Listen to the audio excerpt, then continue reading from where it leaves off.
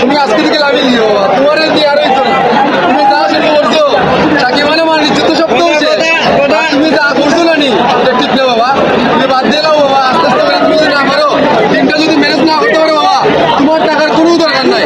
তুমি যা শুরু করছো সিনেমা হলে কিন্তু 1 নম্বর স্থানে আছে সাকিব খান, আর তুমি খেলার মাঠে তুমি যেভাবে টিম কন্ট্রোল করে না, এটা ঠিক না বাবা। তুমি এটা কিতা করছো? এই যে 1 কোটি টাকা করছো, ওই সময় মুস্তি আইলাম, হায় গাড়ি নিয়ে আইলাম, 1 কোটি টাকা করছো, ওই আইলাম 500 টাকা টিকিট, 700 টাকা দিয়ে লইলাম, এতে জার্সি লইলাম, এতে এত কিছু করলাম বাবা। তুমি তো সব তো তোমার মাটি দিয়ে লাইছো। সাকিব ভক্ত হয়ে কি আমরা বাপ করছি ভাই? তুমি যা শুরু করছো আর লিটন দা,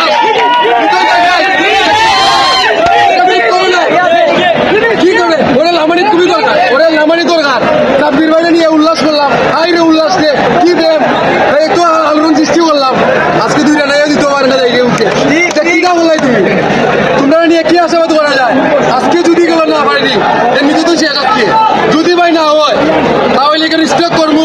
যদি সুজন চাইলে দেয়, এটা সুজন চাই দেয়, 4টা ম্যাচে দাঁড়িয়ে মানে যুদ্ধ সপ্তাহ শেষ, অনিস্ট্রোক করবো, সুজন চারের বিরুদ্ধে অ্যাকশন নেওয়া হইব। এটা তুমি মাথায় রাখতে বাবা। তুমি মনে করে না 64 বিহারের তরফ থেকে আমি সিলেট সুনামগঞ্জ থেকে দেখো বাবা, বুঝছো?